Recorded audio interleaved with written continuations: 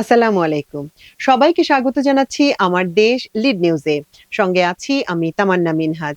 আমাদের আজকের লিড নিউজের শিরোনাম, আপিল বিভাগের ঐতিহাসিক রায়।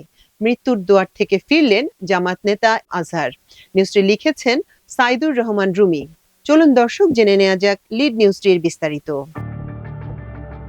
মানবতা বিরোধী অপরাধের মামলায় মৃত্যুদণ্ডপ্রাপ্ত এটিএম আজহারুল ইসলামকে বেকসুর খালাস দিয়েছে আপিল বিভাগ। প্রধান বিচারপতি সৈয়দ রেফাত আহমেদের নেতৃত্বাধীন ৭ সদস্যের আপিল বিভাগের পূর্ণাঙ্গ বেঞ্চ গতকাল মঙ্গলবার এ রায় দেয়। এর মাধ্যমে শেখ হাসিনার জুডিশিয়াল কিলিং এর মৃত্যুর দুয়ার থেকে ফিরলেন জামায়াতে ইসলামীর সাবেক সহকারী সেক্রেটারি জেনারেল আজহার। মুক্তিযুদ্ধের সময় মানবতা বিরোধী অপরাধে জড়িত থাকার অভিযোগে ২০১২ সালে এটিএম আজহারকে গ্রেপ্তার করা হয়েছিল।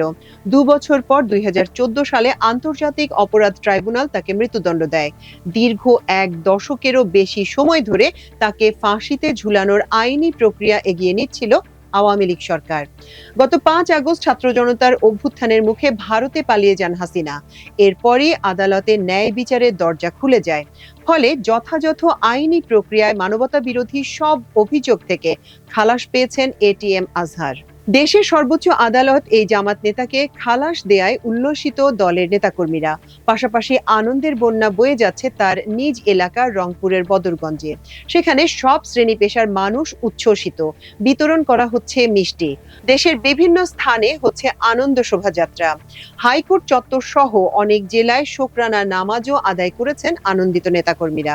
আওয়ামী লীগের গঠিত আন্তর্জাতিক অপরাধ ট্রাইব্যুনালে মানবতা বিরোধী অপরাধের মামলায় ইতিমধ্যে জামায়াত ইসলামের তৎকালীন আমির মতিউর রহমান নিজামী সহ ৫ শীর্ষ নেতাকে ফাঁসি দেওয়া হয়েছে। নায়েবে আমির আল্লামা দেলোয়ার হোসেন সাইদিকেও দেওয়া হয়েছিল আমৃত্যু কারাদণ্ড। পরে তিনি জেলখানায় বন্দী অবস্থাতেই বিনা চিকিৎসায় মারা যান। মঙ্গলবার সকাল ৯টা পার হতেই আপিল বিভাগের পূর্ণাঙ্গ বেঞ্চে দর্শনার্থীর হল কানায় কানায় পূর্ণ হয়ে যায়। আইনজীবী, সংবাদকর্মী, জামায়াতের নেতাদের উপস্থিতিতে প্রধান বিচারপতির নেতৃত্বে সকাল ৯টা ৫০ মিনিটে একে একে এজলাসে বসেন বিচারপতি আশফাকুল ইসলাম, বিচারপতি জুবায়ের রহমান চৌধুরী, বিচারপতি রেজাউল হক, বিচারপতি এস.এম. এমদাদুল হক, বিচারপতি এ.কে.এম. আসাদুজ্জামান ও বিচারপতি ফারাহ মাহবুব। দেশের বিচার বিভাগের ইতিহাসে এই প্রথম মানবতা বিরোধী অপরাধের মামলায় মৃত্যুদণ্ড প্রাপ্ত কোনো ব্যক্তি আপিল বিভাগের রায়ে খালাস পেলেন। শুরুতে আন্তর্জাতিক অপরাধ ট্রাইব্যুনালে আইনি বিষয়ে সংক্ষিপ্ত বর্ণনা দেন রাষ্ট্রপক্ষের প্রসিকিউটর গাজী এম.এইচ. তামিম। ৯টা ৫৫ মিনিটে শুরু হয় রায় পড়া। পূর্ববর্তী রায়ে এটিএম আজহারের বিরুদ্ধে অভিযোগ প্রমাণে ব্যর্থ হয়েছে বলে স্বীকার করে আপিল বিভাগ। আগের রায়টি দুঃখজনকভাবে ফৌজদারি কার্যধারায় যাচাই বাছাই এবং ন্যায্যতার মান পূরণে ব্যর্থ হয়েছে। এই মৌলিক নীতিগুলো মেনে চলতে ব্যর্থতার কারণে ন্যায় বিচারের প্রতি চরম অবজ্ঞা তৈরি হয়েছে। রায়ের ৪টি পর্যবেক্ষণে আদালত বলে, প্রথমত, আগের রায়ে বাংলাদেশ সহ এই উপমহাদেশে ক্রিমিনাল বিচার ব্যবস্থার পদ্ধতি চেঞ্জ করে দেওয়া হয়েছিল। এটা ছিল সবচেয়ে বড় ভুল। দ্বিতীয়ত, আদালতের সামনে উপস্থাপিত সাক্ষ্য প্রমাণ অ্যাসেসমেন্ট করা ছাড়াই এটিএম আজহারকে ফাঁসির রায় দেওয়া হয়েছিল। তৃতীয়ত, বিশ্বের ইতিহাসে এটি বিচারের নামে অবিচার। সর্বশেষ, আদালত মনে করেছে যেসব তথ্য প্রমাণ আদালতে হাজির করা হয়েছিল অতীতের আপিল বিভাগ তা সঠিকভাবে বিবেচনা করতে ব্যর্থ হয়েছে। এটিএম আজহারের অন্যতম আইনজীবী মোহাম্মদ শিশির মনির রায়ের পর তার প্রতিক্রিয়ায় বলেন, আপিল বিভাগের এর আদেশের মাধ্যমে সিন্ডিকেটেড ইনজাস্টিসের অবসান হয়েছে।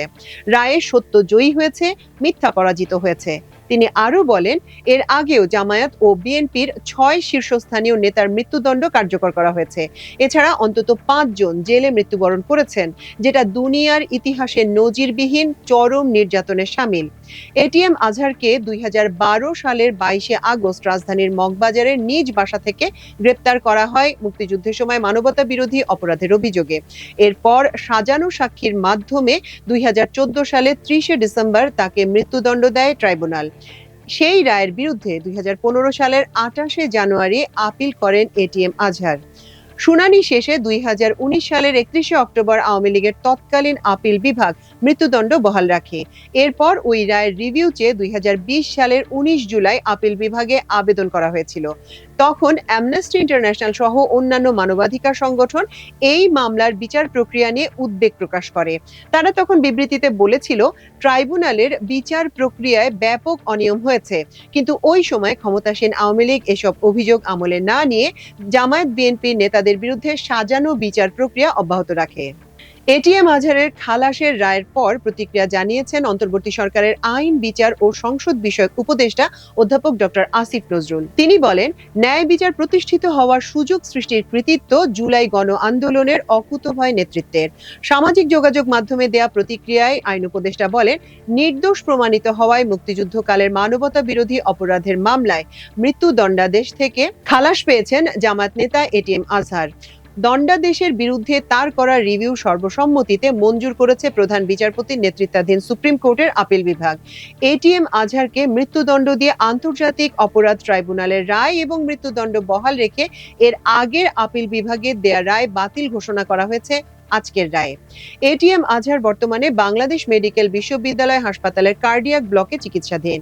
আপিল বিভাগের 7 বিচারপতি এরই মধ্যে রায় স্বাক্ষর করেছেন। জানা গেছে, আদালত ও কারাগারের সব কার্যক্রম মঙ্গলবার রাতের মধ্যে সম্পন্ন করা হবে। এ ব্যাপারে কেরানীগঞ্জের ঢাকা কেন্দ্রীয় কারাগারের জেলার AKM মাসুম বলেন, আদালতের আদেশে নথিপত্র তৈরি হচ্ছে বলে শুনেছি। কাগজপত্র হাতে পেলে দ্রুত পরবর্তী ব্যবস্থা নেব। তবে এটিএম আজহারের আইনজীবী শিশির মনির বলেন, আমরা আশা করছি এটিএম আজহার বুধবার সকালে পিজি হাসপাতালের প্রিজন সেল থেকে মুক্তি পাবেন ইনশাল্লাহ। দর্শক, আমাদের আজকের লিড নিউজের আয়োজন ছিল এই পর্যন্ত। আগামীকাল ইনশাল্লাহ আরেকটি লিড নিউজ নিয়ে আপনাদের সামনে হাজির হব। সে পর্যন্ত আল্লাহ আপনাদের সবাইকে ভালো রাখুন, সুস্থ রাখুন এবং দেখুন, শুনুন, পড়ুন, শেয়ার করুন, সাবস্ক্রাইব করুন আমার দেশের ফেসবুক পেজ ও ইউটিউব চ্যানেল। এতক্ষণ সঙ্গে থাকার জন্য অশেষ কৃতজ্ঞতা। আল্লাহ হাফেজ।